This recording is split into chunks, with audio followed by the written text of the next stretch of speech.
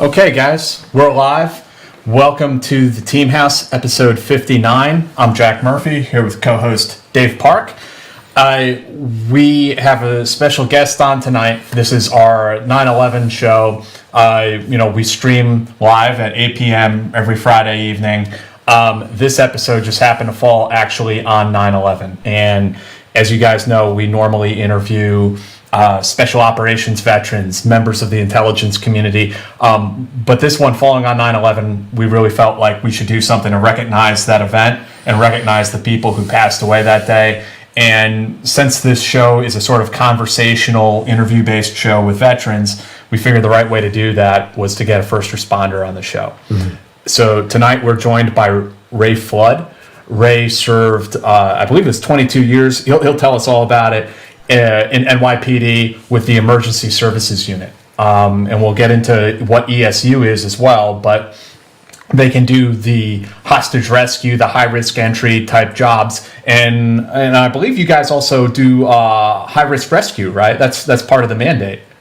Yes, we're certified in, all sorts of, tactics and heavy weapons and pretty much, everything you guys did overseas, we pretty much trained to do in New York and in the city itself. And we're also the one good thing about the NYPD, not to jump too far ahead, if a smaller agency or a smaller jurisdiction calls and needs help, we send everybody. So yeah, we're sort of like the break glass call for help type of unit. I've been to Connecticut, been to New Jersey, and I've been to other towns in Westchester, Long Island, Nassau County. So it's sort of a very that's the one good thing about the city is you call for help, they're going to send it, no questions asked. And that's one of the things tonight is obviously we do want to talk about 9/11 and Ray was there, but we also are fortunate to have Ray, who is such a long career with NYPD and the ESU. And so we want to get Ray's history. We want to get a history of, his experiences of NYPD, of ESU through, 20 years, 22 years is a long time to see the evolution of both the city, of a force, law enforcement, and particularly the kind of work that ESU does. Yeah, exactly. So, Ray, one of the things that we often like to start with, because Jack and I are both comic book geeks, is we want to know your origin story. Like, can you tell us a bit about your childhood, how you went into law enforcement, what drove you? I remember from the earliest times of growing up, I just always wanted to be a cop. And as I got older and more sort of knowledgeable of how the, police department worked, I was just drawn towards emergency service. It was just it seemed like a natural fit. I mean, my dad was a cop in the city of Mount Vernon in the 70s and 80s. He got laid off in the fiscal crisis, and he never went back. He wound up starting his own company with another guy, and he did pretty well for himself. Not rich by any stretch, but provided. He coached all my teams. My younger brother, who's in law enforcement. I have a cousin that's in law enforcement. I have a daughter. My oldest daughter serves in the United States Navy. Very proud of her. It's just. I just always, when I was a little kid, my mother actually put something out of the New York Post. Says you have to be crazy to want to be a cop in New York City, and she had that on the refrigerator. It always stuck, because the job goes in cycles, and that was probably the mid '80s when stuff was really out of control, sort of like it is today. And we came on, and it was sort of a safe streets, safe city era, take back the streets, and we did that, for a certain amount of time, and now it's just gone completely in reverse. So, was your dad, having been a cop, did he support you becoming a cop, or was he against it? I was never steered towards it, and I was never persuaded against it. It was just something I always wanted to do, and it just kind of worked out. I mean, funny story, like the town I grew up in August of 2001, I was actually hired to work in that town as a cop, and it just didn't feel like the right move, and I just, I felt like I was a city cop. All I ever wanted to do was go to emergency. I got there. I was only there for 2 years, and I turned the job down, and they were like dumbfounded. They've never, the chief of police is still the chief of police today, and I'm still friendly with him. And he's like, nobody's ever turned this job down before. And I kind of jokingly said, "Oh, you're not going to be able to say that tomorrow. I'm not coming. I'm staying where I am." And it just worked out that I would have left anyway, because the next month was September 11th, and I would have just said, "Screw it, I'm out of here. I'm going back to be with the boys." And Yeah. it just, it was sort of like the best thing that never happened. Yeah. So when did you join NYPD? I got hired April 30th, 1991. Okay. And then your first couple years were as a patrolman?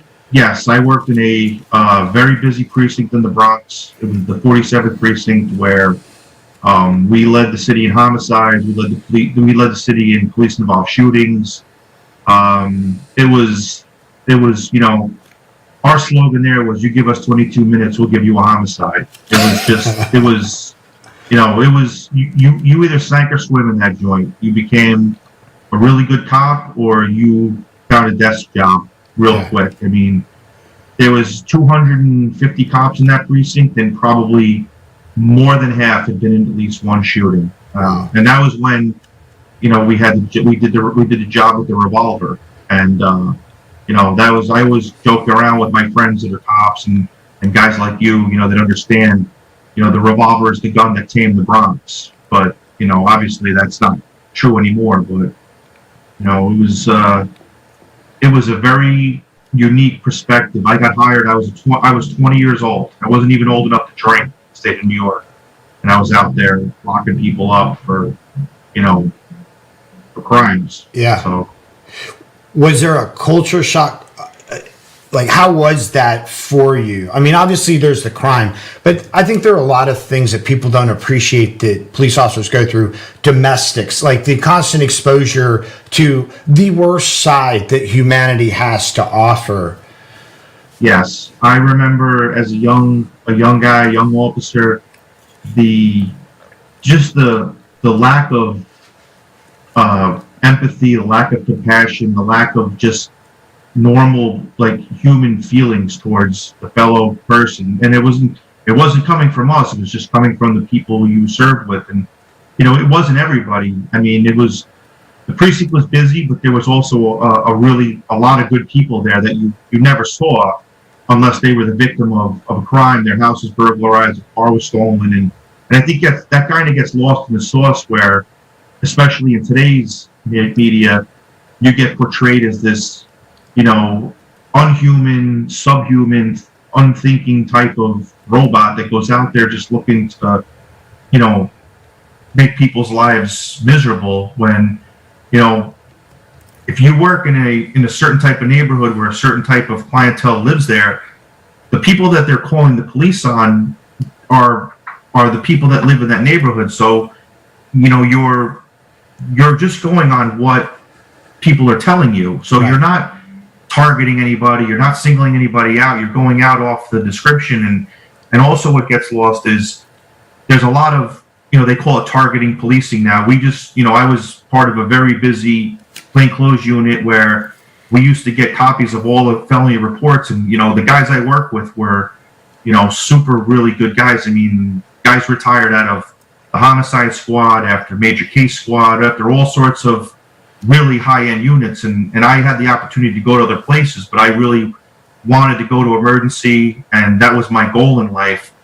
But we would get the reports from patrol that would come up to our office, and we would be able to figure out patterns. We would be able to do our due diligence, and we actually did do a lot of work, good work. We closed a lot of patterns. We locked up a lot of really bad people, and that gets lost in today's headline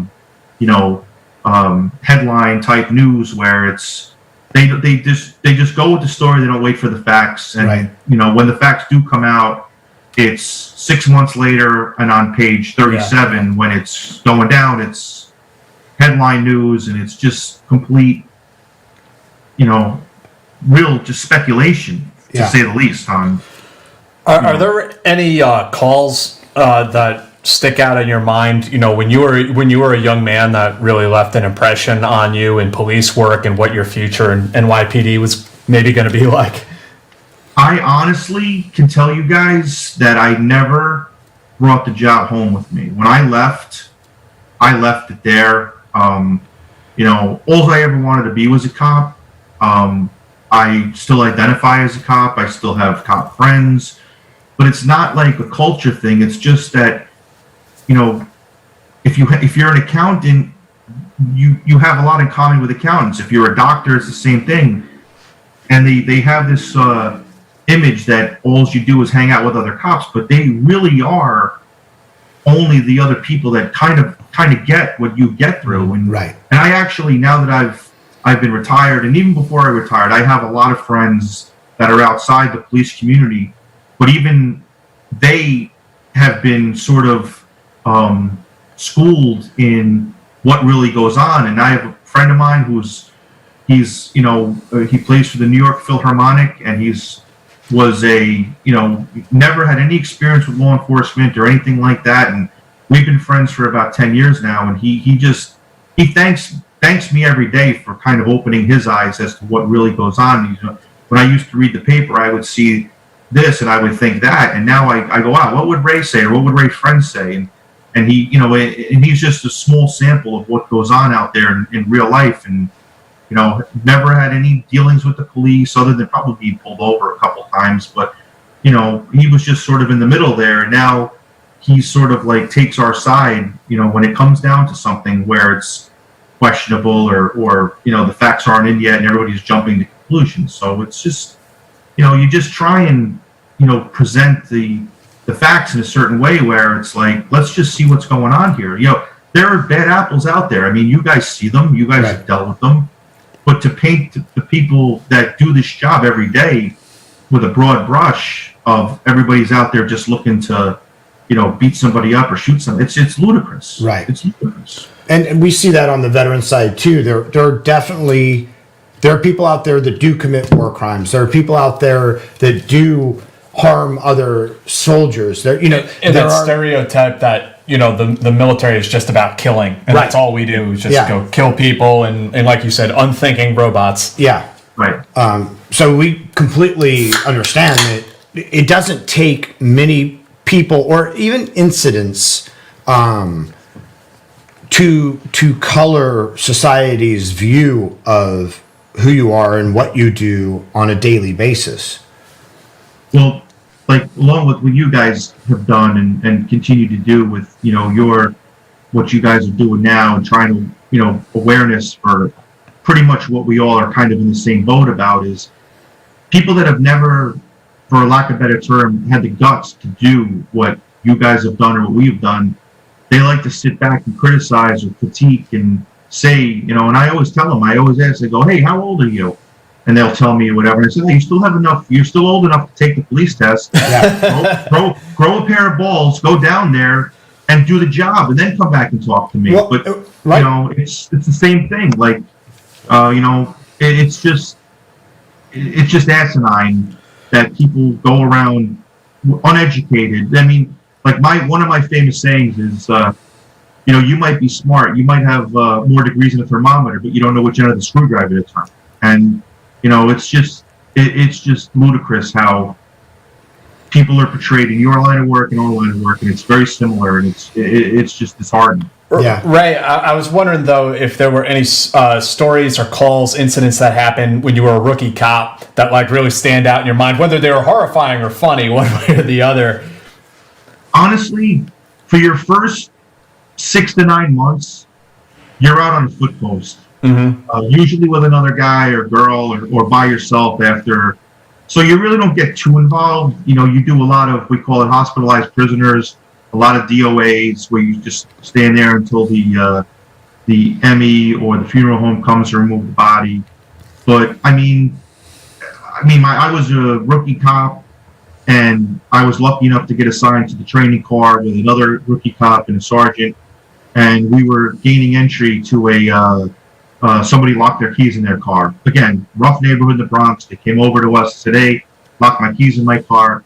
It was on the corner where there was a bank on the corner, and there was 3 guys inside robbing the bank at gunpoint while we were getting this person's car out. So we went from helping to apprehending. We actually caught 2 of the 3 at the scene. Wow. And then the 3rd guy was caught about 45 minutes later. They were like the gang that couldn't shoot straight. They got, we caught 2 of them there, recovered the guns, and then the 3rd guy, he got away.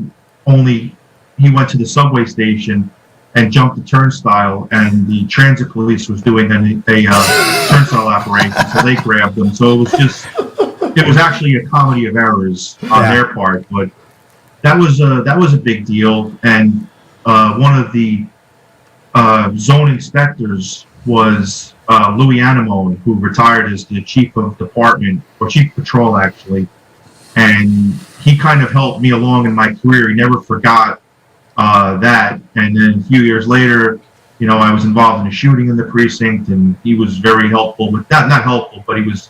It just was, it was the Wild West of the NYPD days. And when it came time for me to put in ESU, he was a 3-star chief, and he remembered me from being just out there getting my nose dirty in the good way out there. We used to call it shaking the trees and see what falls out. And he was like, "Oh, I remember this kid. Yeah, I'll definitely make sure he gets to where he needs to be," type of deal. But again, it was a different era, and I got a phone call from him probably 3 or 4 days before the list came down from ESU, and he said, "Listen, you're in. You start Monday. You're not going to hear it until 2 or 3 days, but I got you here. Now it's on you. I don't want to hear any complaining.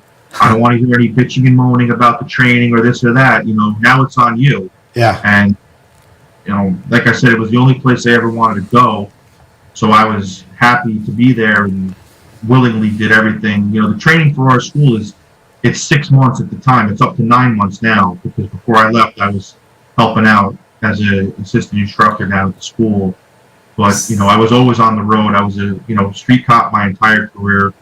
Other than a short stint in plain clothes doing, plain clothes work, I never had a problem putting the uniform on. Always I think the best part of the job was being in a radio car, going to different calls, learning how to do, the job. And I always said that you give me a good sector car guy, you give me a good precinct guy, and we'll turn him into an emergency cop. Yeah.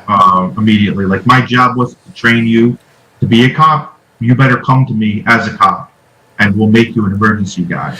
Was emergency or the ESU? Was it always ESU? Was it ever SWAT, Special Weapons and Tactics? Never. That's like a big taboo word down there. It's not a SWAT team. It's a rescue unit. Even though probably 65% of the jobs we do are tactical, you're also trained in rope rescue for jumpers, because we get a real high amount of jumpers. People want to jump off of bridges, want to jump off buildings. The GWB. I've been on top of every bridge. I've been on top of, hundreds of buildings.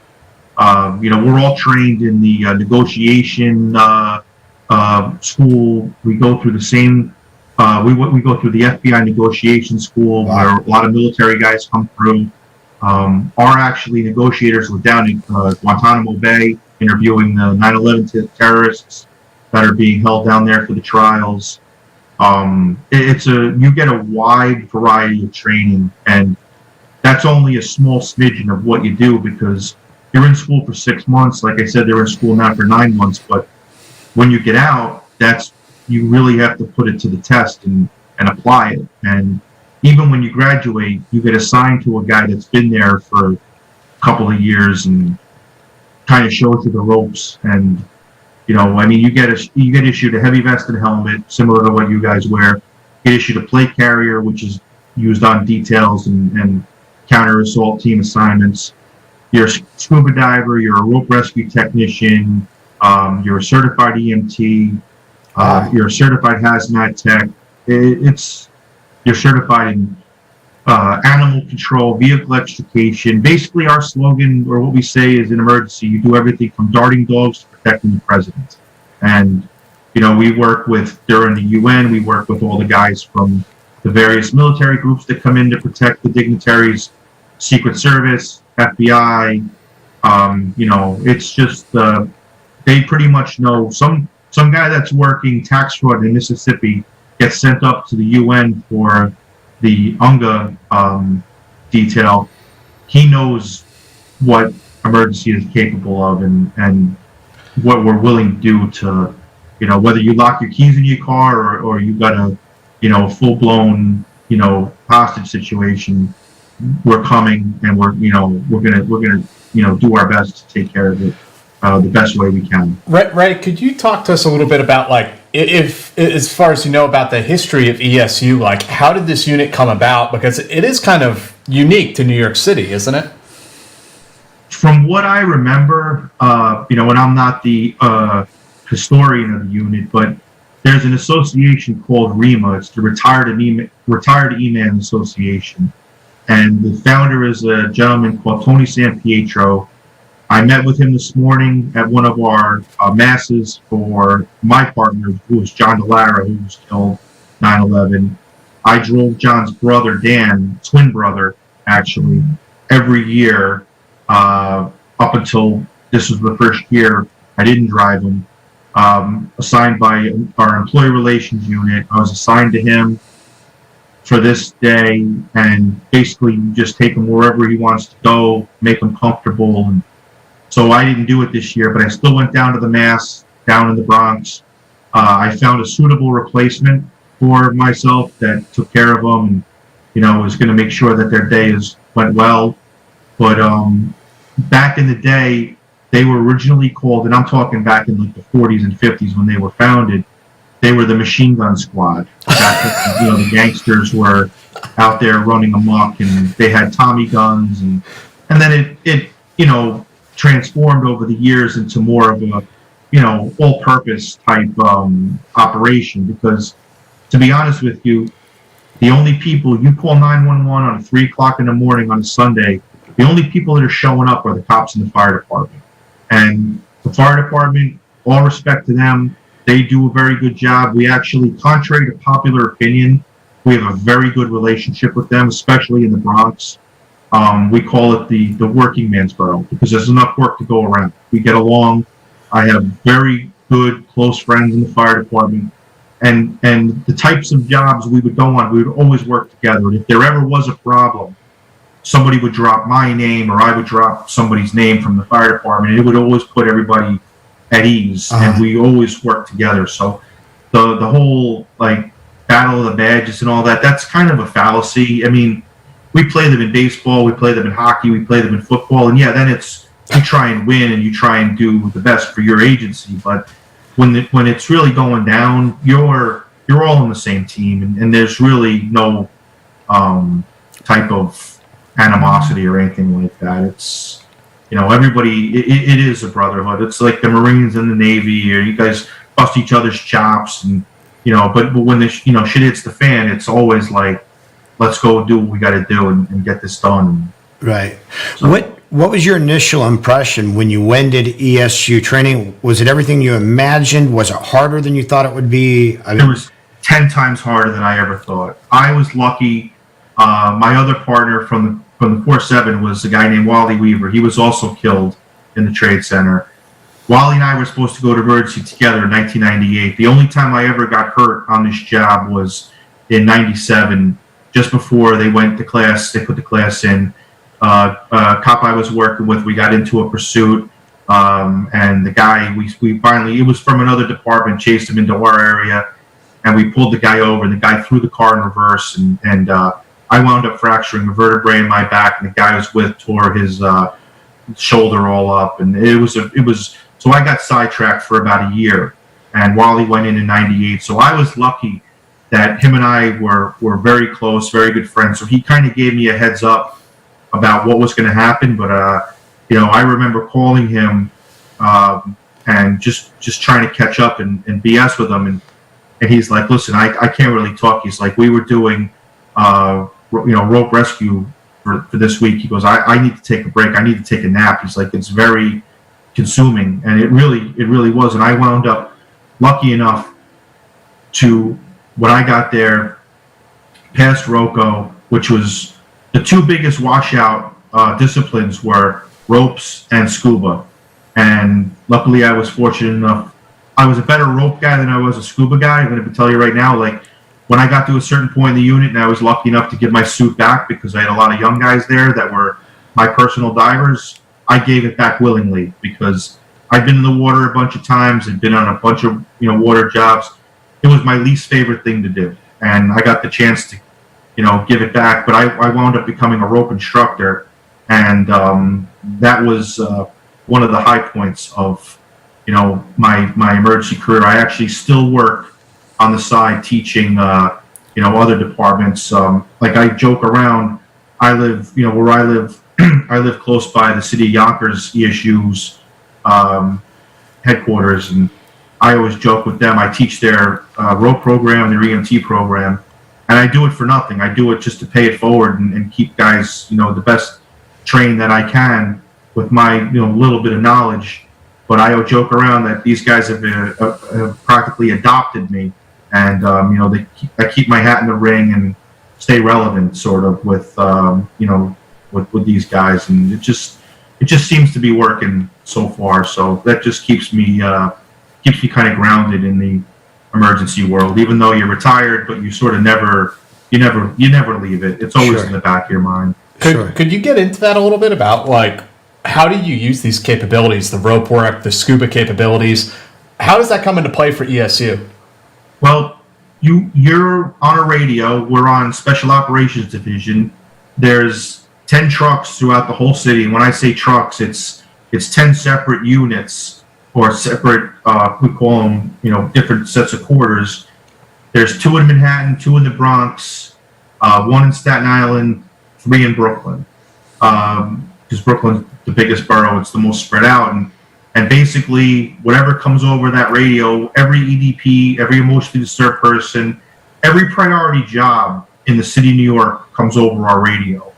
And as you gain more experience in emergency, you start to, know in your mind what you need to start going to, what's not important, what is important, you recognize addresses, the mental health clinic that you get 75 calls a day to that you never get called to because everybody there is an EDP already. But when you get the numerous calls of the jumper on the Brooklyn Bridge, or the person in the water, boat crash, and as you're going, we have all that equipment on our vehicles. We have scuba tanks. We have when you come in for work for ESU, when you load up the truck or the vehicle you're in that day, it looks like you're going away on a 4-week vacation with all the equipment that you put on. I mean, you have your heavy vest, you have your scuba bag, you have your rope bag. Most guys have their own personal bag of stuff they acquired over the years, like lockout kits and elevator keys and tools. And it's just, you're not really looked at as an emergency guy until you have like 2 years under your belt out there, doing it. And it's just, it's definitely, it's not for everybody. Yeah. And so you guys don't necessarily go out, or do you, like in cars on patrol, like in a just a duo or whatever, and then go back if there's a call, or do you guys kind of wait around the station on these calls? No, we're out there. We're part of the Special Operations Division. So you get your assignment for the day. You get, depending on how many guys you have in, you might have 6 guys. With 6 guys, we're pretty much can handle anything that comes our way. Maybe you might call 2 other guys from another truck to have 8, and then the supervisor will show up. That's 9. We're good to go. We're a quick reaction force. We're all trained in heavy weapons. You have your armory on your vehicle, so the weapons are coming with you. You don't really have to go back for anything. I mean, we have specialized armored vehicles that aren't out on the road. They're in the garage. So if you do need one of the bears or the Bearcats, yeah, guys will go back and get that. But we're out there. We're mobile, and we respond to. We're basically there to help the precinct out. And the guys in the precinct, if anybody's out there listening, that's a NYPD precinct guy. You guys do 90% of the job without ever. They cancel us immediately. We got this. It's under control. Cancel ESU. So when the guys out there, especially in the busier commands, call us, we know it's not going to be. It's going to be a real job. Yeah. And we come and we take over, and like I said, most guys are very happy to see us and eager to just be around and help us out in any way we can, or any way they can. You said that if there's 6 guys, that's generally enough to take care of anything. You might have to call another 2. Were there ever times when you guys showed up on scene and were like outgunned or surprised by what was going on and sort of had to regroup, bring in more people or anything like that? We've never been outgunned because of, we've been carrying Mini 14 since the LA bank robberies, right? Back in the day. I wasn't in emergency at the time. I was in the precinct, but the guys that were in emergency, I got there in '99, had been there, and the job quietly. We used to carry the 12-gauge shotgun, 2 of them in our smaller trucks. We call them cars. They're trucks. They're Ford F-550 trucks with a custom box with all of our equipment on them. I've seen them around the city for sure. Yeah. The big truck has a rolling armory on it I'll tell you guys on the side what kind of armor we have, but let's just say it's extremely sufficient firepower. Now everybody's issued their own M4. You can trick it up however you want, as long as it's within department policy. You can't go out and buy. It has to be regulated issued items, and the stuff that they do issue you is top of the line stuff. It's not bargain basement stuff at all. It's all stuff that's been spec'd out by predecessors, by you guys in the military, that gets passed down to us. But there's plenty of times where you need more people to cover back entrances, side entrances, and we don't want anybody other than an emergency guy in any type of danger. That the precinct, once they call us, and we're gonna evacuate them, and we've had cops pinned down. You can look it up on YouTube, NYPD issue, where we do downed officer rescues. And one of our finest moments was actually in 1996 when an officer who I actually knew, the town I grew up in Eastchester, New York, was killed by a sniper. And I was actually on vacation. I wasn't in emergency. I was still in the precinct, but they flew them up there and handled the job, brought up our tank, and it was actually, you were never prouder to be a New York City cop when that whole thing went down. And unfortunately, Michael Frey lost his life. He was killed before he even got out of the car. He never knew what hit him, and the guy also that killed him was also killed. So it was sort of. So they brought ESU up to Eastchester. Yes. So that sort of put ESU kind of into the national spotlight, because it was a quiet town. Mm-hmm. They never had a cop killed. Haven't had a cop killed since then. Fortunately, it just was a real, it was just a bad day all around.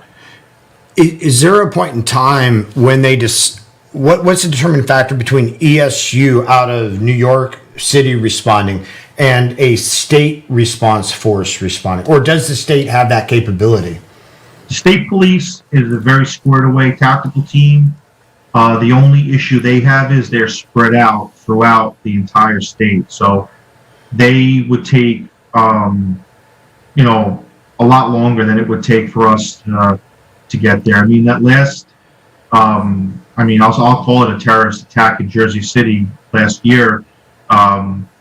We were down there and we had NYPD ESU guys there in 8 minutes. They went from Staten Island. I was actually working that day, and they called us, and we had all of our ballistic equipment. We had our tactical stuff. We had a lot of stuff there in a lot of time. And Jersey City actually comes to our school now.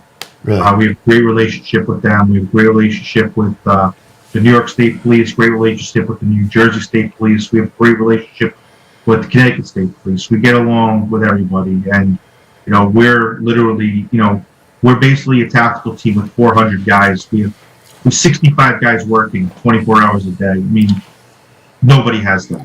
Not even LA. They don't have that. How's your relationship with the FBI? Honestly, I've never really had a problem with them. I mean, they do their thing, we do our thing. We work with them on the Joint Terrorism Task Force. They've invited us to numerous schools. I've attended a couple of the negotiation schools, and it was always a positive thing. Honestly, I think since 9/11, the relationships have gotten a lot stronger.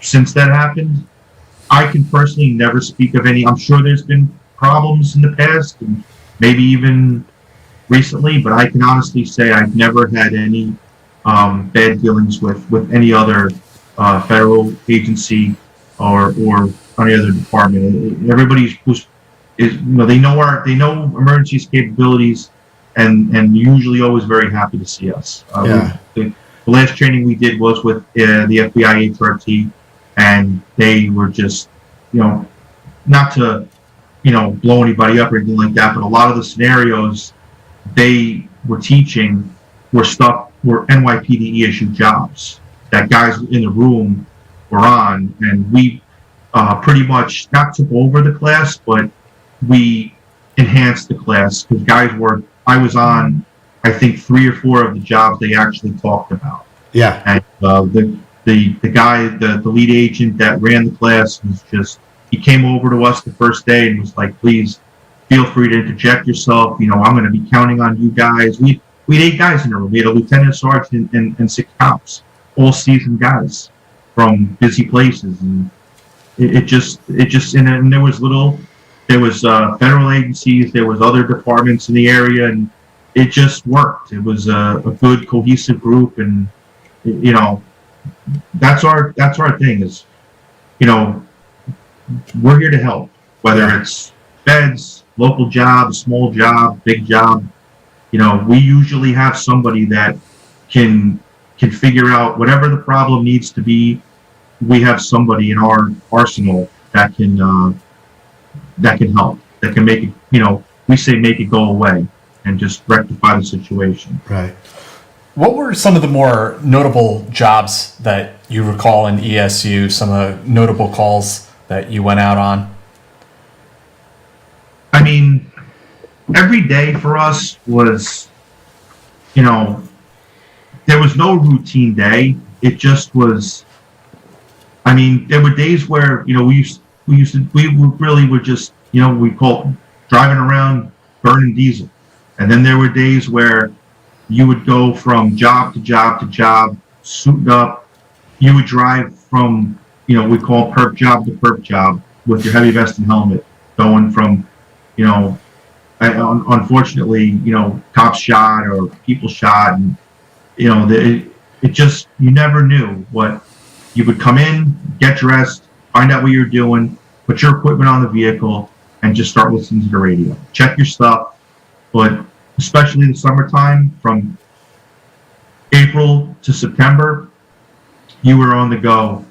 There were nights where you couldn't make it back to quarters because it was so busy. You were just getting called, and they were holding jobs for us, and it just, I participated in, I don't know if you guys remember when the Roosevelt Island Tram broke down. I forget what year it was. It was probably 2004, 2005. We got everybody off the tram. That was a pretty high profile rescue. It had never been done before. It probably won't be done again because they shut down the tram for about a year after that and revamped their whole emergency retrieval system. But that job in particular, we had a guy, Eddie Torres, who was in Truck 2, who was probably one of the most squared away guys I've ever met in my life.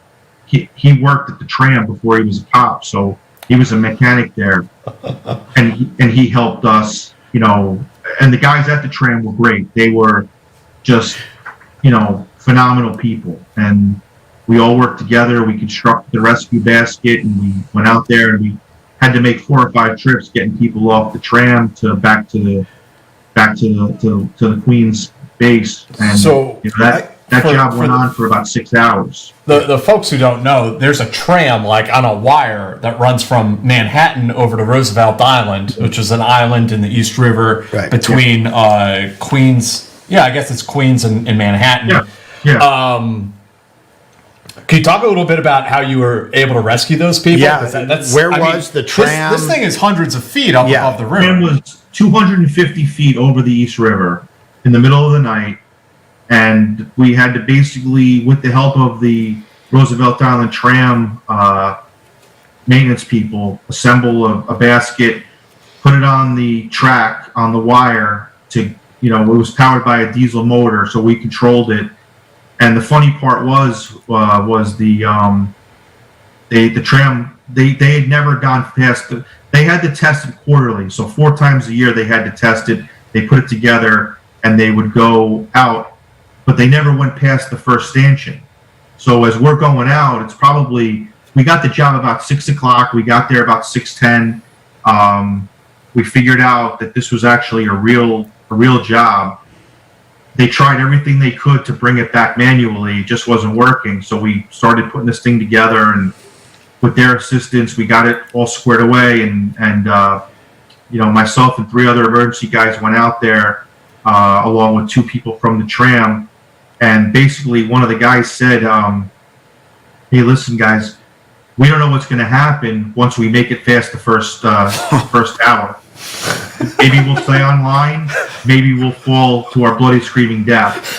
We've never gone past the first hour." So we were like, "Well, you know what? We'll find out in about 10 minutes." And luckily for us, everybody kind of put their heads together, and it worked out. And we, like I said, we had to make 4 or 5 trips back and forth, and it was pretty. So positive story about what we did, and when you got the basket, how many people were on the Tram approximately? A lot. I mean, it was coming back from the evening rush, so it was full. That's like 50 people. Yeah, this isn't like a ski tram. This is a big commuter tram. Yeah. It had the capacity probably to fit 25 people in it, including the operator. So, we had to marry up our rescue basket to the Tram with our rope training and all of our extender straps. We tied the 2 together while we put it, people had to pass their babies. We had elderly people. It was a super big trust factor, Sure. Being a parent, I don't know how psyched I would be to hand my kid to some guy I never met before in the middle of the night, 250 feet in the air. Right. It had never been done before. It'll never be done again. So that was one of my personal, proudest jobs, we were on. So you're not sure if you're going to survive the first stanchion. When you got to the Tram, did you know that it was going to be able to support the additional weight of more? Yeah, no, I had no problems with the weight factor. It was just whether we were going to stay on the guide wire or not. And, we had somebody with a light pointing at the guide wire as we got to the main, junction point. And luckily we stayed on, and it just worked out. It was just one of those things. So it was we called it a good job. Yeah, it was a good job. That's amazing. The media couldn't find any faults with what we did that. Although I'm sure they tried. Yeah. Well, if social media had been, I don't know if social media was around at the time, but if it would have been super active, it would have been some conspiracy on the left or the right that caused the Tram to fail. So, yeah. Were you part of the first World Trade Center bombing, or how did that sort of affect law enforcement? I was a precinct cop in '93. It was before cell phones, before beepers, before everything. I had actually been down at Bronx Supreme Court. I had a trial for a burglary trial, and long story short, I was down there. It was my day off. So in the city, it's called your regular day off, your RDO. Everything's an acronym down there.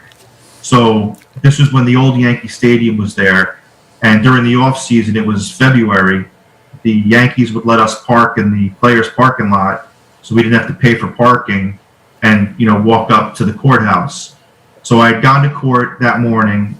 The DA, the district attorney, was on the phone with their defense attorney and basically said, "I have my officer here. Your client has been offered this deal. Take the deal or we're ready to proceed." So they wound up taking the deal. I think it was like 5-7 he was a burglary recidivist. I was walking back to my car to go home for the day, and I'd seen there's probably 200 cops mustered up in the Yankee Stadium parking lot. So I saw a friend of mine and I said, "Hey, what's going on?" And they said, "Oh, they just blew up the World Trade Center." And I was like, "Oh shit, that's a big deal, So I went inside. There's a precinct within Yankee Stadium. So I'd gone into the stadium. It's there all year round. It's not manned the way that it is during the baseball season. But there's always somebody there. And I said, "Hey, I'm on the job. I need to call." "Oh yeah, come on in." I called the precinct and I said, "Hey, listen, it's so and so just leaving court. I heard there's a job going on." They were like, "Yeah." They go, "It's pretty much all hands on deck if you want to come back to work, and jump in uniform and jump in a car. We could use you."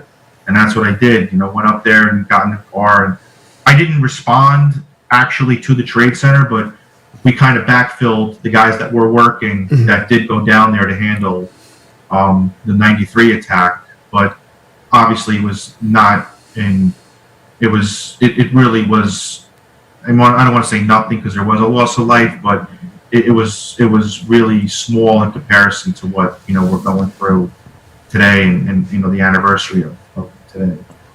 Right. Did that event, did it change law enforcement at all that you saw in New York, or how things were handled? Not at my level. I'm sure it did. I think it fostered a better relationship between us and the feds. I think that's when the Joint Terrorism Task Force was really put into high gear. I'm still friends with a couple of guys that are on the job that are still in JTTF, and they have,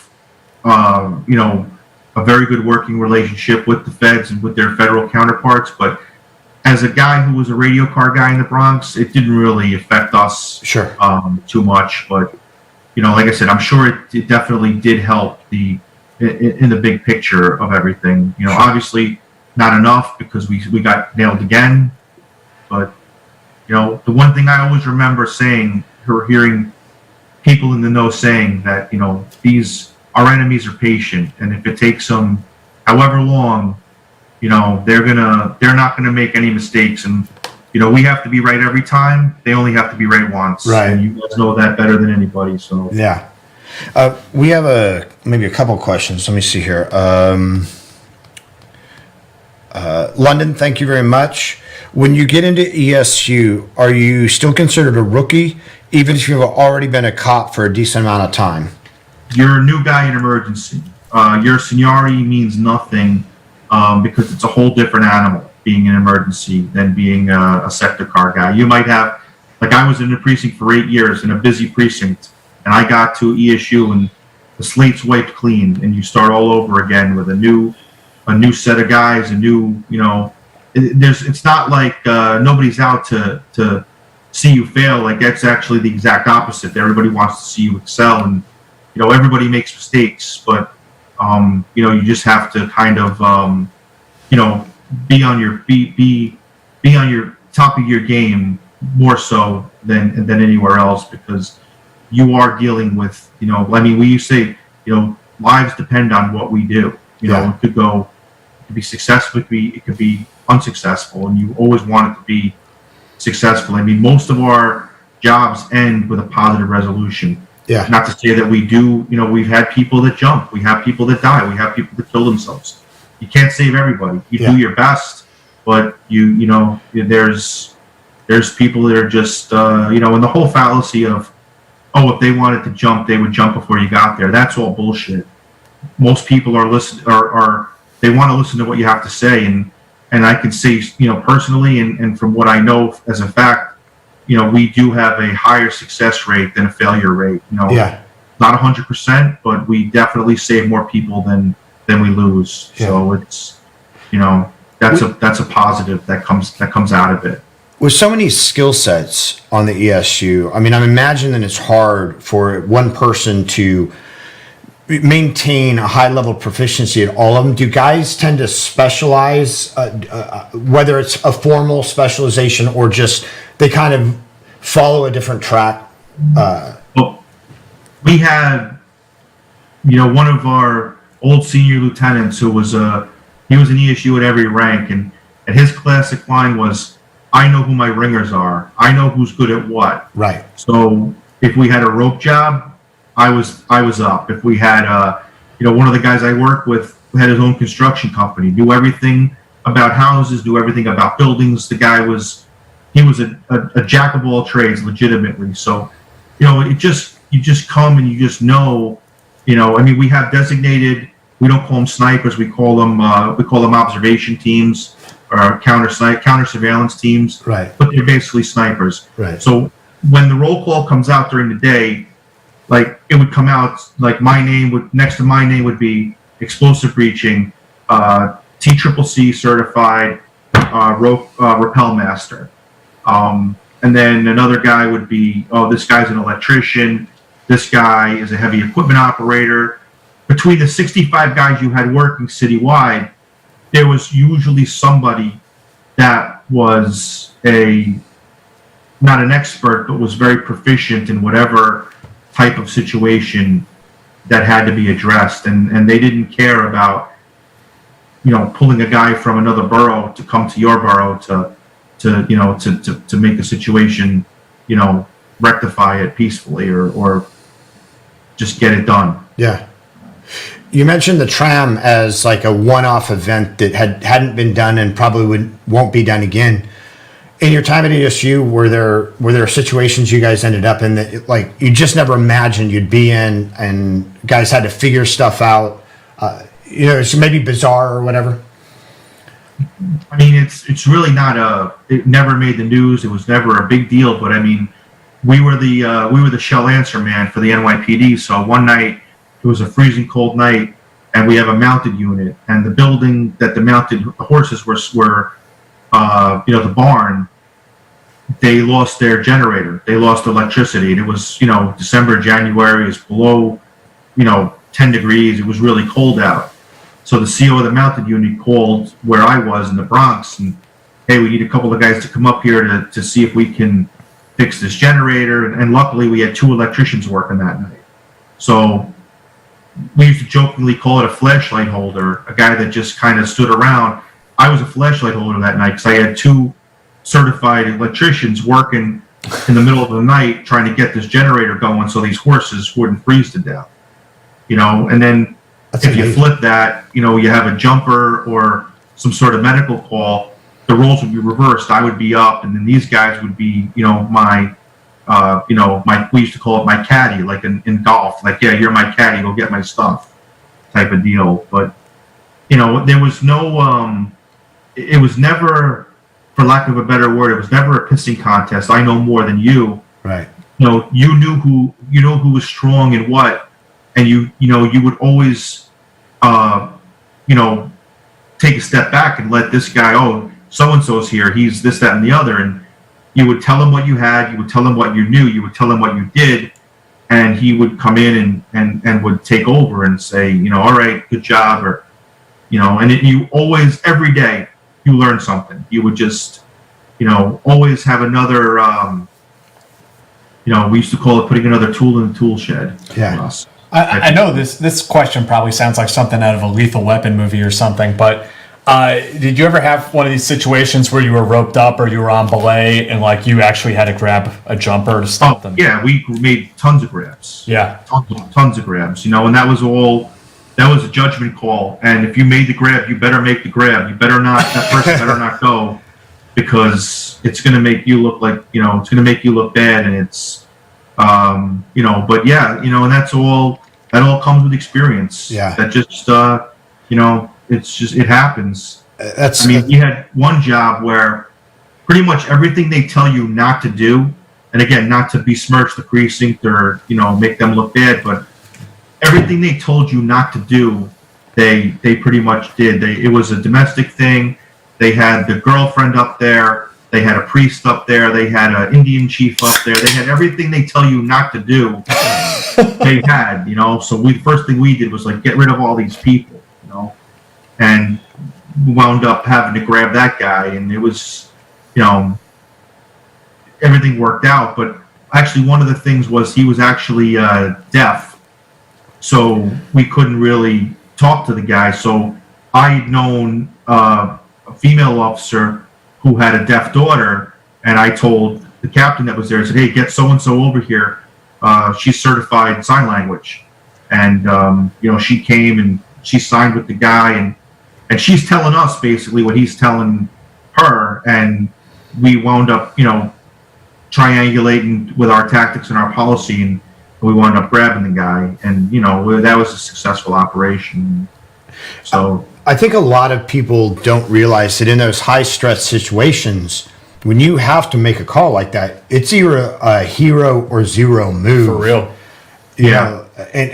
There's no way. You better be right. Yeah. And, it's just, it just comes, you better not be your first night out in the Adam car, as we would say. And, but we actually had a guy, his first night in the Adam car, had a jumper, and the guy went to go, and he actually grabbed him, and they both kind of went over the edge a little bit. We had to bring them back using mechanical advantage. And he would come down to the rope school when we had a class in and say, hey, trust your equipment because it works. It worked for me. Yeah. And he was a hefty fellow, and it stopped him, worked him, and he was a strong guy. He actually was an Army vet, been overseas a bunch of times, and put the guy in a bear hug and held him while we pulled the guy's back over. So he actually came down and was one of our assistant rope instructors, and would tell him firsthand about his first night in Adam 4 with his experience. So it's they're going to call you out if you come in there and tell stories you see on TV. There's always somebody that's gonna know that you're either telling the truth or you're full of it. So Yeah. I think We have one more question real quick. Practice All-Star, thank you very much. Oh, and he just says, my buddy is heading into ESU, into the next ESU class. So I think he's asking for his buddy to receive some special attention, maybe a little bit of hazing or something. tell him good luck because he's going to get it either way. So nobody cares who you know. Once you get there, it's all on you. Yeah. I think because, it is the anniversary, what are we at, the 19th anniversary of 9/11. I'd like to ask you about that, Ray, and if you could tell us about, your experiences that day, what unfolded for you and what had happened. That day, actually September 10th, 2001, I'd worked the 4 to 12, and I had the pleasure of working with Vincent Dams, who was probably one of the most squared away, calm, former Marine, knowledgeable guys who, in the short time that I did know him, really taught me a lot. And Vinny wasn't supposed to be working that day. Vinny was supposed to work a 4 to 12 that day, but he was going to operating engineer school at night. So he did a tour change, which was authorized, and was going to, planning on doing his day tour and going to school at night, getting his operating engineer's license. And we all know what happened. But, I was lucky enough to be with Vinny the night before, and I was in the same squad as Vinny. I was scheduled to go in for a 4 to 12 that day. I was actually at home when it had gone down, and, the office called, and pretty much it was all hands on deck. I'd only been in the unit for 2 years, but again, it was a busy place, so you kind of got to know. Out of the 23 guys we lost in emergency, I knew 21 of them. The only guys I never had the pleasure of meeting was Ronnie Clofer and Santos Valentine. Unfortunately, I'd never gotten to meet those guys. Those were both midnight guys in Brooklyn, and our paths had never crossed. But I had sat next to in the truck probably almost every one of them at one point or another in my short, at the time, emergency career. And like, I've been on a couple of they made a couple of documentaries about it after it happened. None of them ever made the air or anything like that. I guess they lost luster or interest. But what the thing I always said was, all the guys we lost, they were the kind of person that you'd want your son to be with and your daughter to marry, and that's the God's honest truth. They were the best. I mean, I could just, Tommy Langone was literally, he was in Truck 10. He was one of our senior rope instructors at the school. And like, literally, if a spaceship landed in Central Park, Tommy Langone would know what to do. He was just that kind of guy where he just, and that was just the type of character and person, we lost that day. Rodney Gillis was one of the sergeants. He'd been in the unit as a cop and a sergeant. And I was a new guy. I was a nobody. And that guy went out of his way to make you feel comfortable, to make you feel accepted, to make you feel, part of the team. And, I never forgot that. And it just, I worked personally, like I said, with John DeLara. I was assigned to his brother every year. Wally Weaver and I were partners in the 4-7 precinct. We're very close friends. Jerome Dominguez was at a Truck 3. He was in my STS class. Paul Talty was in my STS class. Steve Driscoll was a friend of mine. It just, I met Steve Driscoll's son when his son was a newborn, and I was out one night, and I was hanging out at a cop bar, and a friend of mine was working. He was a retired cop, and he goes, "Hey, have you ever met Barry?" I go, "Barry who?" He goes, "Barry Driscoll." I go, "Holy shit, Barry Driscoll, Steve Driscoll's son?" He goes, "Yeah, that's him. He's a sergeant at Intel."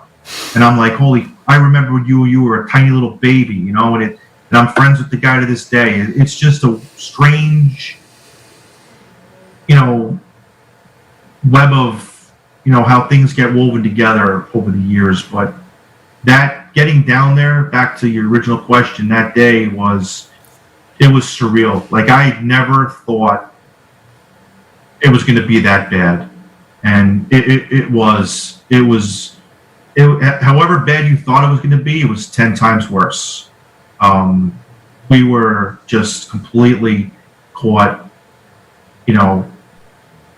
unprepared, for lack of a better term. And we did the best we could, but it took a couple of days to get everything together. And once we got our ducks in a row, and it wound up getting kind of off and running within a couple days. But back then we had some really, really good leadership. Commissioner Carrick was the commissioner. Our chief of ESU was a guy named Tom Patel, he was a 2-star chief. He retired as a 3-star chief. Still a friend of mine to this day. And it just was, like I said, as bad as you could imagine. It was 10 times worse. It was horrible. Ray, do you mind if I sort of ask you sort of your personal experience in terms of, like, around what time did you get the call? Oh, like, was that your first awareness of it? What did they tell you? Yeah. I was home sleeping because I had done a night tour the night before, and the phone rang. It was the office. I'd answered the phone, and I turned the TV on, and I was sort of like, "Oh, all right, we can handle this. It's a plane." Nobody knew what the gravity of it was. Right. And while I was watching, I saw the second one hit, and I was like, "Okay, now." Sort of kind of get the feeling of what's going on. And the smartest thing, as stupid as this sounds, the smartest thing I did that day was my screen froze. Can you still hear? Oh, there we go. We got you. The smartest thing I did that day was eat something before I went to work. I took 10 minutes, made myself a quick, scrambled eggs and whatever. I threw it on some toast, because I didn't need to get until about 9 o'clock that night. And, looking back, that was, in the the grand scheme of things, it's not a big deal, but it just was one of the smarter things that I did. But it was, yeah, I wouldn't wish that on anybody. What happened that day? So did they want everybody down there? Like when they called, did they want everybody down there? Did they want you backfilling positions that were going unfilled in other parts of the city? No, the city was left on its own. Everybody went down. There was a citywide department recall. The entire department was called in. Emergency service was sent down there. We mustered the Woolworth building. The guy that ran it from us was a lieutenant named John McCardle, who was a saint. The guy's retired. He ran the operation down there from the first day and didn't leave until the last day. He put his retirement on hold, and he's not doing that well. He's actually sick right now, so he didn't make it today. That was one of the first questions I asked: is John McCardle coming? And they were like, "No, he's not coming. He's not doing well." So hopefully he's okay. But Yeah. he was running it on our end, and he became our detail leader down there. But we pretty much got in everything that was working vehicle wise. We threw as much equipment on as we could and got down there, and the radio was haywire. We mustered the Woolworth building and basically tried to get a plan together, but it just was really needed the next day. Like I said, things started getting a little more into order and divided it up into zones and teams, and but it was tough. And like, we don't want you to talk about anything that makes you overly uncomfortable, so feel free to skip anything. But about what time did you get down there, and what had already happened? Had both buildings already come down? The first two towers had been hit. The first tower had collapsed. The second one, we got down there about probably 10:30 in the morning. So both towers had come down. The whole World Trade Center complex was pretty much under, because people failed to realize, and it's no fault of their own. It's just there was the two big towers, Tower 1 and Tower 2, but there was two other buildings there, Tower 3 and Tower 4, that weren't as high as them, but that got destroyed when Tower 1 and Tower 2 came down. So you basically had four buildings that were all on top of each other, and it was a massive undertaking that took place between us, the fire department, and another agency that gets overlooked that was extremely helpful in this whole operation was the New York City Department of Corrections. They have an emergency service unit. They come through our school. We train them, and they were there with hundreds of guys on our teams every day helping us out, and then plus the other departments that came from all over, New York, New Jersey, Pennsylvania, Connecticut. I don't want to leave anybody out, but all you have to do is go on Instagram today, and pretty much every department in the tri-state area has pictures of their people there, helping out. It literally was all hands on deck, and guys were, we can't thank the guys enough, or we can't repay them enough for coming down to help us out, in our time of need. So, kudos to them for it. And how were you balancing, what was going on there? Plus, we had the Pentagon and the other flight and things like that. How are you balancing the emergency that you were handling and then the possibility that there might be other attacks, or that uncertainty? Well, one of the teams, there was a sergeant named Paul Hargrove, who's retired now. He was smart enough to realize the big picture. So he grabbed a bunch of guys, and they went tactical immediately. They went heavy vest, helmet, and long guns, and they were basically our force protection. Turns out we didn't need it, but there wasn't any element on the ground that was going to activate as soon as the buildings went down. But that was just something that always stuck out with me. These guys were smart enough to think big picture and got involved in that aspect of it. And so every day, once we got the they called it the Ring of Steel down there with the Lower Manhattan Initiative, there was always a tactical team on standby out there just in case while we were working, doing the rescue and recovery effort, there was another, attack. So we, that aspect was pretty well prepared, but, it was, it just was, looking back, some of the decisions that were made by frontline cops, sergeants, and lieutenants really, I think, made a huge difference in, the way things kind of played out. Because who knows, maybe there were elements that nobody ever knew about that,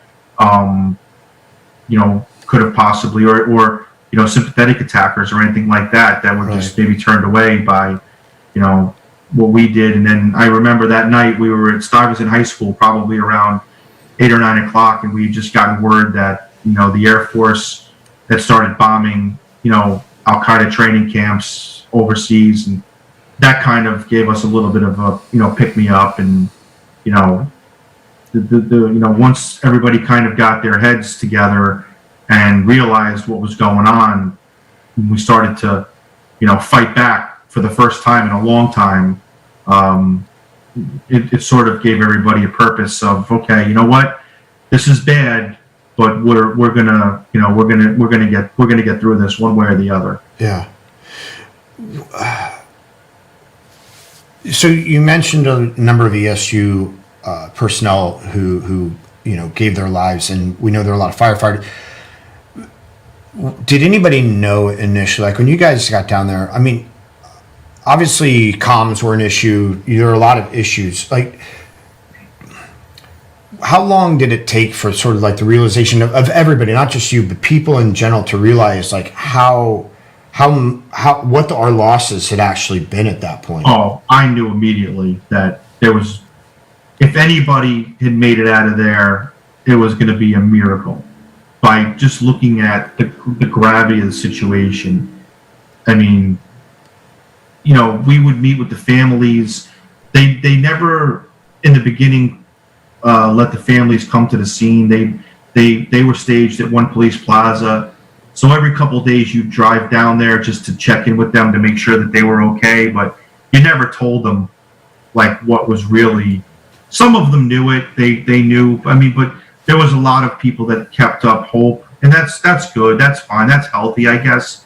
But knowing what we knew, it was those guys in there never had a chance. I was like a 18-year-old, 19-year-old kid at the time in high school. I was in my senior year of high school, and I remember watching television. Like, we were all hoping that they'd be able to pull some firefighters out of the wreckage. I guess it's just like you said, that clinging to hope. Yeah. And there was also a lot of misinformation going around that, oh, we heard you guys dug out a fire truck today and 12 people got off of it. No, that never happened. Like, it was, wishful thinking at the very least. Yeah. So, anybody that has, your experience in doing what you do or what we do, you knew that it was a daunting task, to say the least. Yeah. And then how did ESU, how did NYPD, how did the fire department not respond to it, but sort of recover from that over time? I mean, obviously that's a process. There's healing that has to happen, but you also have to go back to being fully operational as soon as possible. Yeah, the city doesn't stop. I mean, they're still calling 911. The people, I mean, they know what's going on, but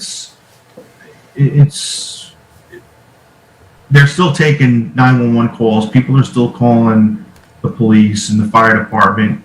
I mean, for the first couple of days, it kind of got scaled back, but within the first week, it was like, all right, we need to, get our stuff together. We need to everybody was working. There was no days off for, I think, 6 months or something like that. So you would have, everybody in. So half the guys would go down to the trade center. Half the guys would stay on the road. It was 12-hour tours. It was 24-hour operations down there. So the police department, I think in its sort of wisdom, kind of said, we're going to set a schedule where you're not allowed to go down there more than 3 days a week. Uh-huh. And I think that was kind of a smart thing looking back. We had enough guys that we could do that. I can't speak for the fire department. Like I said, we worked hand in hand with those guys. Their rescue guys, their special operations section guys, and us worked together. But, you know, it came to a point at some point where you were like, we need to bring in the operating engineers. We need to bring in the iron workers. We need to bring in the people that built this structure. They need to take it apart, because it just got to the point where it wasn't safe to put people in the voids. It wasn't safe to, you know, one of the most dangerous things we did down there was somebody had come to us one day and said that there's a horn honking in one of the underground garages. So myself and a couple of other guys went down there, and it was completely unsafe to do what we did. But we'd searched the garage, and it turned out it was just a car alarm going off in one of the park lots underneath. But we kind of ruffled a few feathers by doing that, because from that point on, every team was assigned a structural engineer, and they had the final say whether you were going in or not. And it came to a point one day where a similar situation happened, where we had a couple of guys who were, you know, real brave guys. One was a Marine, one was a Navy guy, and they were going to go into a void, which was, looking back, was super dangerous and not a smart thing to do. And one of our sergeants was the voice of reason, saying, hold on, we need to get somebody here with a engineering background. And he came, he was a FEMA engineer, and he was like, you guys aren't going anywhere near this. This is not, it's not safe. You know, it's just not the right thing to do. And so we kind of had put our, put our pride away, and had to, figure out another way to get down there. And it just was, it sucked, but, it just was, we're already in this situation. We're not going to lose two other guys Right. for something that, we're not even sure about. So, Right. But I saw acts of bravery from everybody, from all walks of life, from all agencies, just guys that, didn't have to do what they did, and they did it to try and, make a difference. So. Was anybody aware at that time? I mean, obviously now we see all the health issues that have resulted from that, but at that time, was anybody aware of the potential fallout from what was in the air and stuff like that?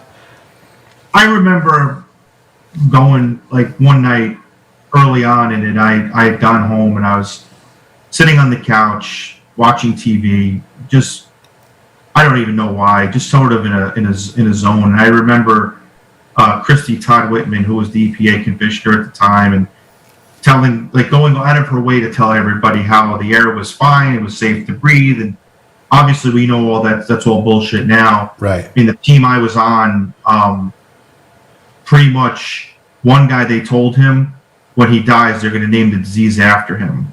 That's, Jesus. They've never seen a type of cancer that this guy has, and that's what they told him.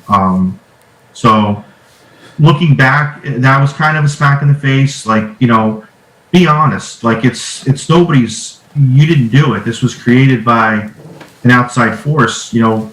Kind of tell guys that, hey, baby, this isn't, you should wear your mask. You should wear a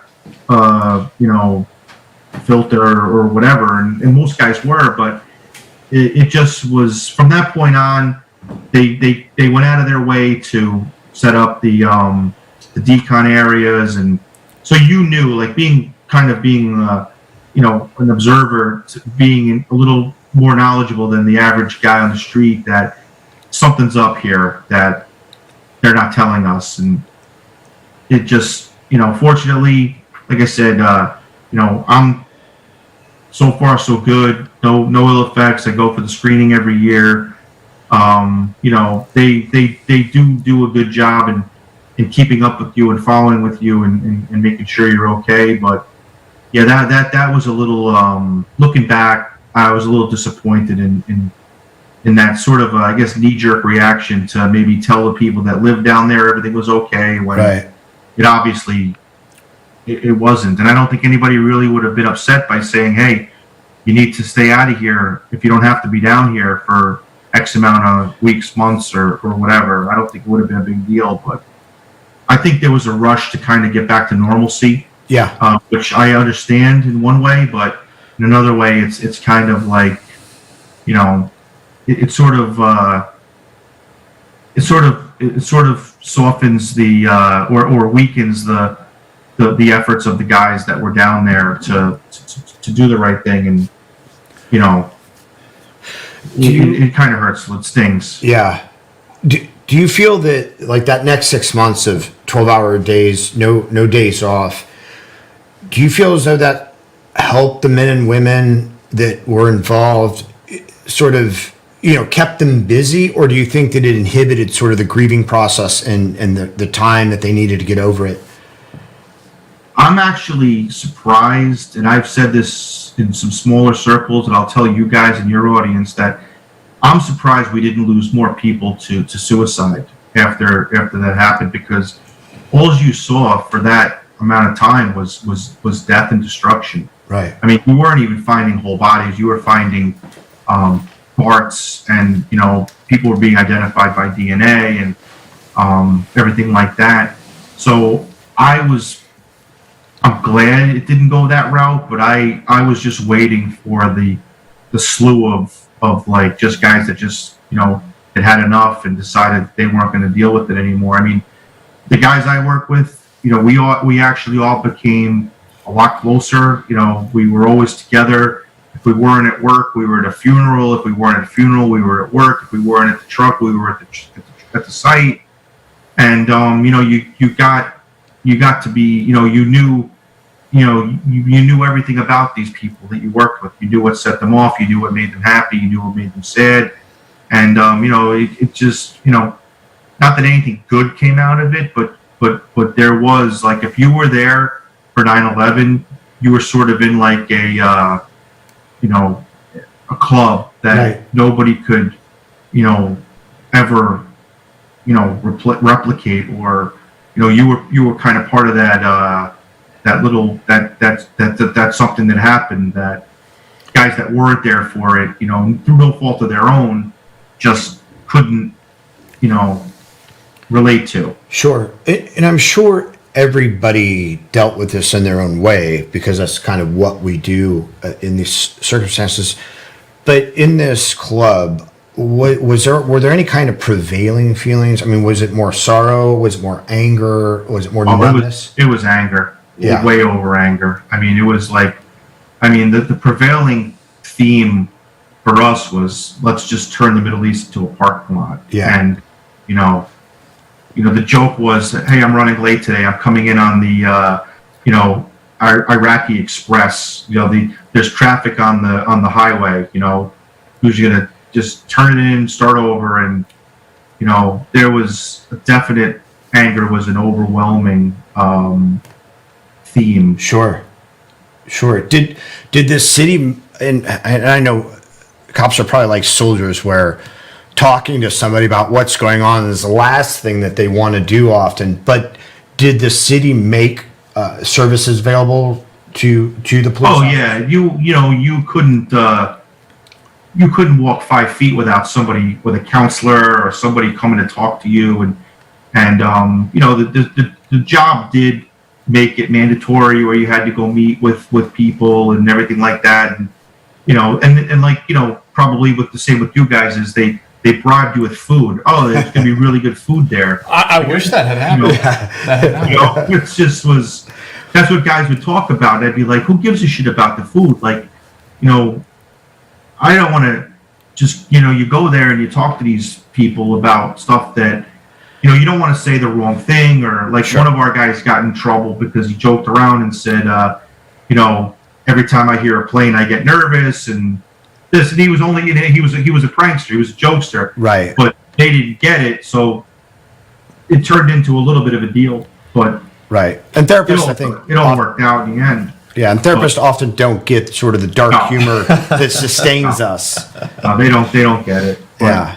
you know, it's just, you know, I mean, I can't really complain about the job's reaction, other than it probably was a little bit slow, but again, they'd never experienced something on this scale where it just was, I mean, like I said, once they got their act up and running, it was off to the races. But it wasn't just get out there, do your job, shut up. It was they definitely did.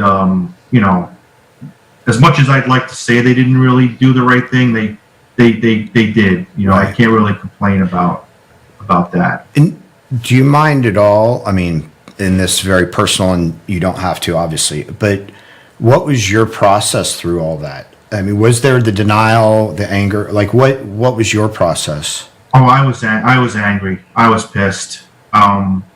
Initially it was overwhelming. I could still tell you who I was with that day, and we kind of made a pact with each other that we're not gonna let each other out of our sight, and I got your back, you got mine. Let's get through this, and then as the day goes on, you're like, we're gonna need way more than just you and me. But yeah, I'm still pissed to this day. Yeah. I mean, I always like to say I'm a reformed bully. I used to be a bully when I was younger, but now I only bully bad people. But Yeah. it definitely does. It to this day, it's still, I mean, it takes a toll on you when you hear people talking shit about. I had an incident just before I retired where we'd gone to a precinct, and the desk officer was there, and I'm not going to mention names, not going to mention where it was, but he was a steady desk officer, and he was like, yeah, I'm trying to get out on disability. So one of the guys I was with says, oh, what's your disability? He says, oh, I just put in for the World Trade Center disability. I figured everybody else is getting something, so should I. And I almost reached over and kicked his ass right then and there. Luckily, the lieutenant that was there was a sergeant in ESU before that, and he was his boss, and he saw my absolute outrage, and he basically made this guy his life a living hell for the next few months until he basically forced him to retire because the guy was just, it was just the stupidest thing to say or do. And, like, there's guys that are suffering, that are dying horrible deaths, and you're going to try and just say, oh, yeah, I'm going to get out because of I spent 15 minutes there directing traffic there. Get out of here. It's just... Yeah. So you had to deal with not a lot of that, fortunately, but there was, there was some of that, and, it just still, it does definitely pique a nerve this time of year for what's going on, and I'm definitely a lot more sensitive and a lot more aggravated. It's like I said, my partner's brother, who's still with us, he's part of the Survivors of the Shield. He's a big 9/11 advocate. He's been down to Gitmo to testify at the trials, and he goes, I can't wait for September 12th, because the week up to the day itself, it's just, you really are on pins and needles, and you're like a cobra, ready to strike at anybody that says, and you have to really be cognizant of that fact that people don't have the same feelings about it towards it than you do. Right. And you have to consider that when you're, out and about. So, I've made peace with it in some respects, but in other respects, it definitely does really anger the shit out of me sometimes. Does that anger bubble up around the anniversary of 9/11? Absolutely. Yeah. Like tomorrow, I'll probably still be a little pissed, but as we go into next week, it'll just start to dissipate, because what really aggravates me is the first thing I turned on. I got up at 5:30 this morning, turned on the TV, watched the news, and it's solemn day, this and that. Our heroes are, people that wouldn't give you a glass of water if you were dying of thirst doing what you do or we do, but now they're towing the line and they're like pretending that they give a shit, and and deep down that they could care less. It has no effect on them whatsoever. They're just glad that they weren't there that day in that building working, and it's just a complete phony whole deal that contributes to the whole day. I know this is like kind of a super sensitive issue, and I was having words about it today on social media. There are all these people who are very vocal and active on the anniversary of 9/11. All of a sudden, they care very much about the victims, but does it come across as kind of like phony bullshit to you as well? 100%. That's 100% about phony bullshit. It's, there are genuine people that care, and they might not have been there. They might not even been born, but they're Americans, and they realize the gravity of the situation. Like, I wasn't born when Pearl Harbor hit. I understand the gravity of the situation. I mourn that day. Like, I get it. I understand.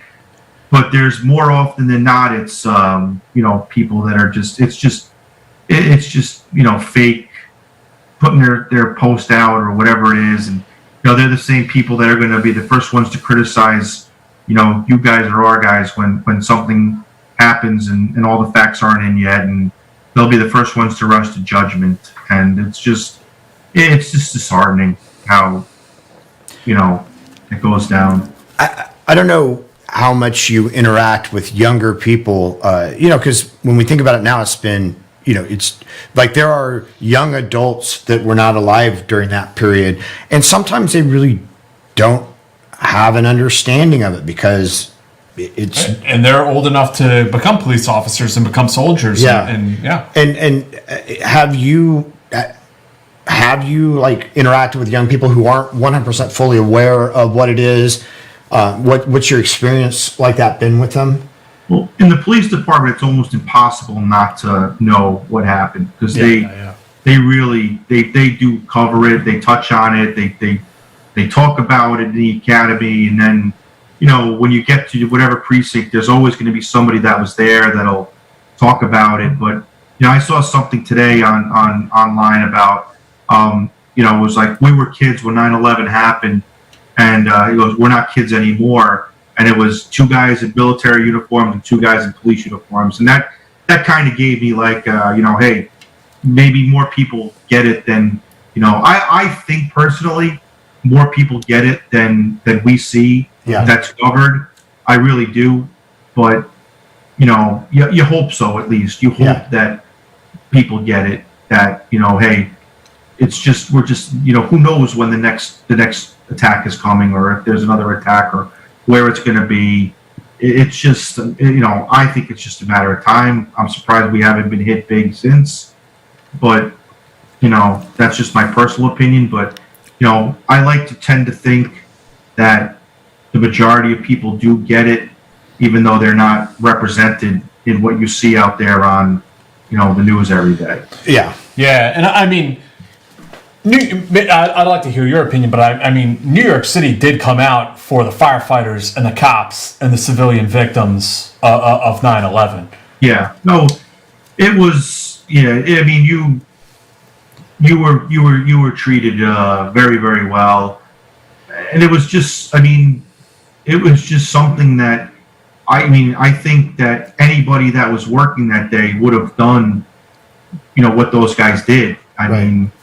That's just there was like a saying going around, it's what we do, and I still to this day, it's pretty much sums it up. That's what we do. It's just who else is going to do it? Right. And the simple fact is, like you said, anybody who would have been on duty at that time, I mean, it's almost the luck of the draw. In a way of there was people there that died, and there was people away that were 10 feet away from them that lived. I mean, it just was, when your time's up, it's up. I'm not overly religious. I can't explain it. It just was. That's just the way it went down. If you were here, you lived. If you were there, you died. It's just, that's just the way. That's just the way the ball bounced that day. Yeah. No rhyme or reason. Brendan G, thank you very much. He has a question, and we kind of touched on this, but he said knew about a lot of FDNY and EMT survivors of 9/11 with ongoing health problems from the attack. What about the health issues for NYPD and especially ESU? It's the same. It's the same thing. I mean, unfortunately, we're going to lose more people from illnesses and ailments after the attack than that were killed that day. Yeah, That's just the way it goes. They, like I said, I can't speak for the fire department. I'm sure that they do the same thing that we do. We go for a health screening once a year. It's through Mount Sinai Hospital, and they give you're there all day. They give you a soup to nuts exam, and there's no pussyfooting around. You're there. I get my blood taken 4 times a year, and I go for the one exam, once a year, usually in coming up, probably in November or December, I think. But they're in constant contact with you. They mail you reminders, questionnaires. They check with you. We have our own liaison within the police department. So I would assume the fire department's the same way. So again, I can't complain about how they don't just push it under the rug. They Right. do keep up with it. But yeah, guys get sick. Guys are, unfortunately, we've lost a lot of guys.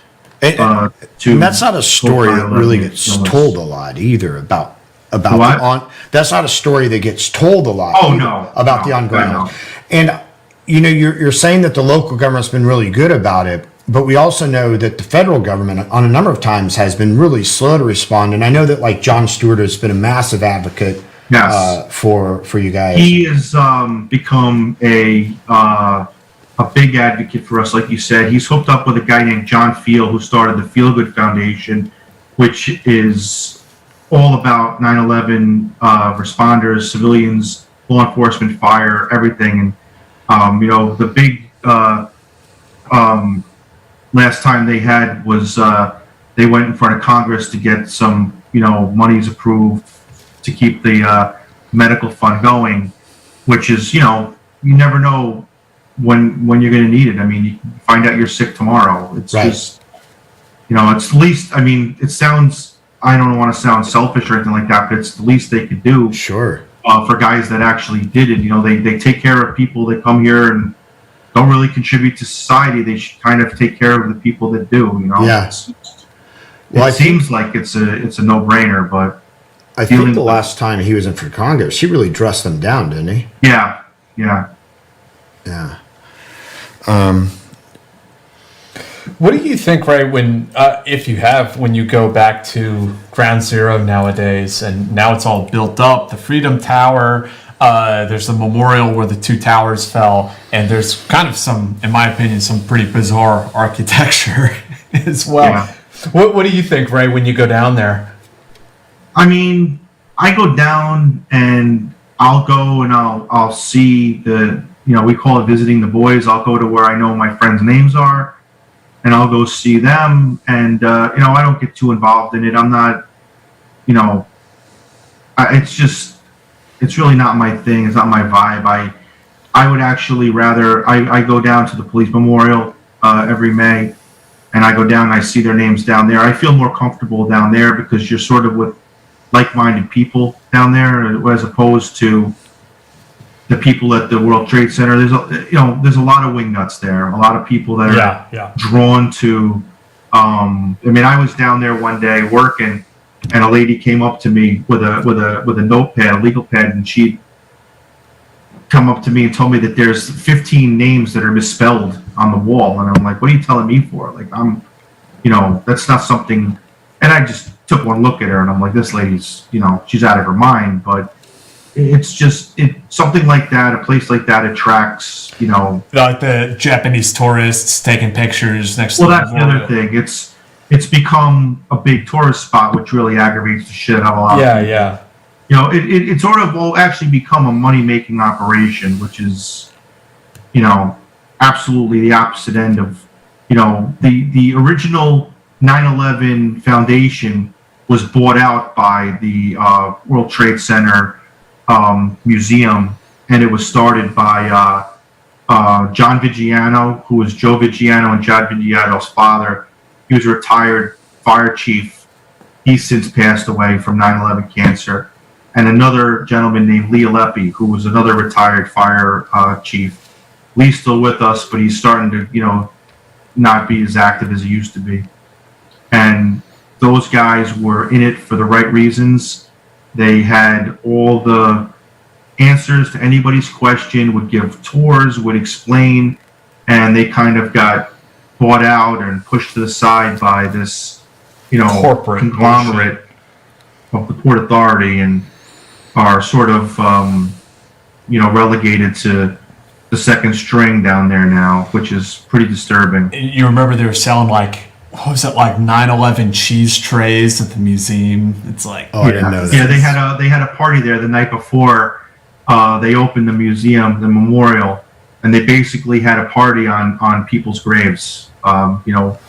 It was so weird, very ill perceived in their view. But you're dealing with people that are bureaucrats, that just don't look at things the way that we look at them. Yeah. Right. It shows. Yeah, it's similar to the Vietnam Memorial in Washington D.C. I mean, and if you haven't been there before, the viewers, the 9/11 Memorial, it's these fountains where the towers fell, and it has all of the names of all the victims from the people, and either one of those memorials. I mean, when you see all of the names, it's like, holy shit! Like this is for real. Yeah. It definitely brings it home. Yeah.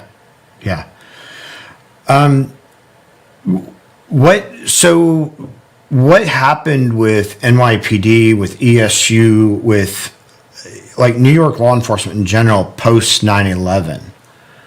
Where did you start to see changes almost immediately? And I don't necessarily mean your work schedule, but how it started to react and respond to this event. I mean, everything initially afterwards was a potential terrorist incident, and the job doesn't do anything lightly, so they take everything to the extreme, to the point where, I mean, we went on a job one morning. A super was cleaning his front walk in a building in the South Bronx, and he was using Clorox, and somebody called in, and it was a completely unfounded job, and we had gotten cell phones in our vehicles, and I get a call from some detective in Intel, like busting my chops about Mark, and I go, "You want to come out and investigate this? You come out and investigate it. I'm not going to do your job for you. This is bullshit. This is over. It's done with. We're moving on to the next call. You're not going to dictate. You're not going to do my job from your office. If you want to come out here and wear some shoe leather down, go right ahead. But we're on to the next. This isn't the only thing we're going to do today. We've got 5 other calls pending right now. So, it just, eventually, it all fades away. It goes back to normal. It goes back to, just going on calls, being a cop, and details come up. You strip patrol down to the bare bones, so the guys are humping the radio all night while, you're protecting the UN during the United Nations, or you're protecting Yankee Stadium during the baseball game. It's just, eventually, it all becomes about the almighty dollar, and they have to monitor the overtime, and they just decide that, all right, this is what we're going to do. We're going to roll the dice. We're going to take away from Peter to pay Paul, and we're going to hope nothing happens. Right. And that's, fortunately, they get away with it more than they don't. Right. But it's just a recipe for disaster. Right. And I mean, I think we see that in so many cases in government, whether it's local governments or federal governments. It's like when there's an emergency, they're right on it, and then as time fades, there's like, that may or may not be a problem. It's think about like we are still in this whole thing with COVID-19 and the whole aspect of like, hey, we weren't going to have enough ventilators. Right. Do you think our government is going to keep ventilators in a warehouse on standby for the next pandemic? Right, no. Of course not. Because how much money would that cost to Right. maintain all of that? Right. And some bean counter's going to want to cut it. Right. And then we get hit with the next virus, and people, holy shit! Why don't we have enough ventilators? Right. I mean, it's just it's the cycle that we go through Right. as a country. Right. It's interesting because I know in terms of the Joint Terrorism Task Force and things like that, like they got very active. I mean, there were NYPD down in Guantanamo Bay. There were like NYPD, I think, in Afghanistan actually. Like they deployed a lot of places under the sort of the purview. Definitely in the Middle East. Yeah. You know, did you guys did it change the focus on your training or sort of the focus on your mission? I mean, for us, it still was basic, respond to the job, deal with what you have. After that, we did get a lot of federal money. We had, like I said, I will tell you guys on the side what we had out there, but we had anti-terrorism patrols out there for, they're still out there. I'm not going to get into numbers or hours or tours, but there's always teams out there ready to respond to any type of potential terrorist incident. We have Hercules teams, we have Torch teams, we have all sorts of subunits now. The prevalence of M4s on patrol now is quite abundant, not only in emergency service, there's other subunits out there that are trained in heavy weapons. And I do think that has a lot to do with the fact that, kind of keeps people that are looking to do bad off guard. But again, it's just a lot of times it becomes, a necessary evil in one respect. Mm-hmm. And then when nothing happens for a while and they need to cut back, those are the first people that they cut back. And then when something does happen, oh, what happened to these guys? Oh, they're not out there anymore type deal. So, it's just, our mission has pretty much never changed. I'd like to say it evolved. And, the guys just roll with the punches. And, we treat every tactical assignment, whether it's, a terrorist operation or, a guy wanted for a murder. It's the same, they're looking to do you harm. It's just that you handle it the same way. How it gets handled after the fact, after you get them into custody, that's usually where it changes, whether it goes federal, whether it goes, how it gets handled after the fact. Yeah. Ray, can I get you to stay for just 10 minutes or so to do the bonus segment with us, if that's okay? Yeah. If we'll be out of here by 10. Okay, sure. Yeah. Just tell everybody out there, the viewers, thanks for joining us live. Really appreciate you watching it. Please make sure that you like the video or dislike the video if you think we suck. I'd like to think we're okay. Yeah. We're all right. We're worth a thumbs up. Well, Ray is definitely worth Ray a is thumbs worth a up. thumbs You don't up. have to Come give on. us a thumbs up, but and there are so many more things we want to talk about like law enforcement in the world today. And we know you're run limit on time, but we'd love to have you back on sometime. I would love to come back. You guys are real, genuine dudes. And, for whoever's listening out there, this is the first time, I've met these two guys and they're awesome, genuine guys. And I would love to, come back again and just, anytime you guys, need somebody or whatever, and I hope I didn't wear my welcome out. No, not at all. Like I said, you saved our ass. We could go another hour because there's so much more to talk about law enforcement, specifically in New York. Yeah. But we know you're I'm not nearly as tough as you guys. I'm normally asleep by now. I work, but listen, it was honestly, I'll just tell this to whoever's out there listening, it's my pleasure to be a part of this. And, thank you to everybody that's, feeling the way that we're feeling today, that's helped out, or, just, if you see somebody, that's in a uniform, shake their hand, tell them, you appreciate what they do, whether, it's military, police, or whoever, fire, EMS, volunteers, just let them know that they're appreciated, because it really does go a long way. Yeah. And that's from the heart. That's God's honest truth. Ray, is there a charity that you want to plug or a foundation that you want to plug? I mean, the NYPD Widows and Orphans Fund, I don't know if they call it anymore. They call it the Widows and Children's or whatever. But you know, the police department, fire department organizations that take care of the families that you know, that of the members that pass on. I know the Stephen Siller Foundation, the Tunnels for Towers. Those are all reputable organizations that take care of the military guys, that take care of law enforcement guys, that take care of the fire guys. You know, those are all, you know, I just saw a commercial the other day asking for $11 a month to take care of the vets. And I can tell you firsthand that the Tunnel for Towers Foundation does show up at these local departments, small jobs, and provides them with, you know, especially with what's going on now with all this, you know, PPE and all the stuff that's required to do this job. They come up with this stuff. I don't know how they come up with it. They come up with the Clorox wipes. They come up with the mask.